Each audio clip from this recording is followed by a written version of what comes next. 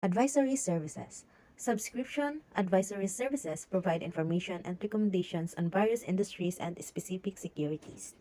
The services normally cost from $50 to several $100 a year, although you can usually review such material for free at your broker's office at university and public libraries or online.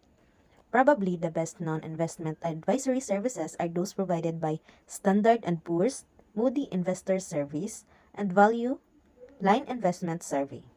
The next is online investing. The internet today is a major force in the investing environment. It has opened the world of investing to individual investors, leveling the playing field and providing access to tools and market information formerly restricted to professionals. Not only can you trade all types of securities online, you can also find a wealth of information from real-time stock quotes to securities analyst research reports. So instead of reading through mounds of paper, investors can quickly sort through vast databases to find appropriate investments, monitor their current investments, and make securities transactions all without leaving their computers. However, online investing also carries risk.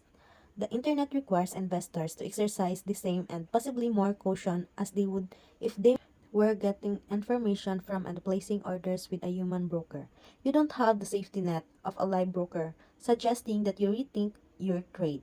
Online or off, the basic rules for smart investing are still the same. Know what you're buying, from whom, and at what level of risk. The next is online investor services.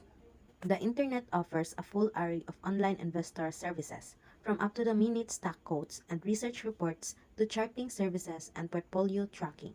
When it comes to investing, you name it and you can probably find it online. Unfortunately, although many of these are truly high-quality sites offering valuable information, many others are pure garbage, so be careful when entering the world of online investing. Let's now review the kinds of investor services you can find online, starting with investor education sites. Investor education.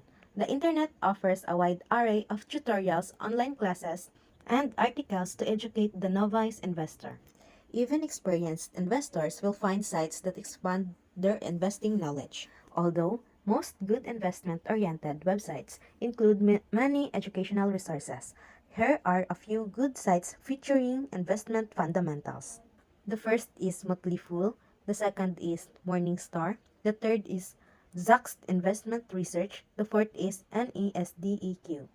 Once you're familiar with the basics of investing, you can use the internet to develop financial plans and set investment goals. Find securities that met your investment objectives, analyze potential investments, and organize your portfolio. Many of these tools, once used only by professional money managers, are free to anyone who wants to go online. Investment planning. Online calculators and worksheets can help you find answers to your financial planning and investing questions.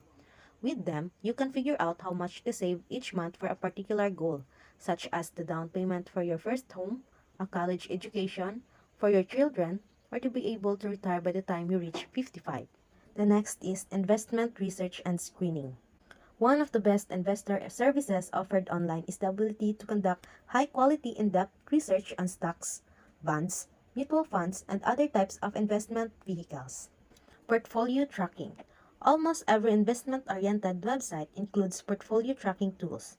Simply enter the number of shares held, the purchase price, and the symbol for the stocks or mutual funds you wish to follow, and the tracker automatically updates the value of your portfolio in real time. Managing your investment holdings. Buying and selling securities is not difficult. The hard part is finding securities that will provide the kind of return you're looking for. Like most individual investors, in time you too will be buying, selling, and trading securities with ease. Eventually, your investment holdings will increase to the point where you're managing a whole portfolio of securities. In essence, a portfolio is a collection of investment vehicles assembled to meet a common investment goal. But a portfolio is far more than a collection of investments. It breathes life into your investment program as it combines your personal and financial traits with your investment objectives to give some structure to your investments. The next is building a portfolio of securities. In developing a portfolio of investment holdings, it's assumed that diversification is a desirable investment attribute that leads to improved return and or reduced risk. Again, as emphasized previously, holding a variety of investment is far more desirable than concentrating all your investments in a single security or industry. When you first start investing, you probably won't be able to do much, if any, diversifying because of insufficient investment capital. There are two types under building a portfolio of securities: the investor characteristics and investor objectives. The first is investor characteristics. To formulate an effective portfolio strategy, begin with an honest evaluation of your own financial condition and family situation. Pay particular attention to the variables like these: level of stability of income, family factors, investment horizon, net worth, investment experience and age, disposition toward risk. These are the variables that set the tone for your investments. They determine the kinds of investment you should consider and how long you can tie up your money. The second is investor objectives.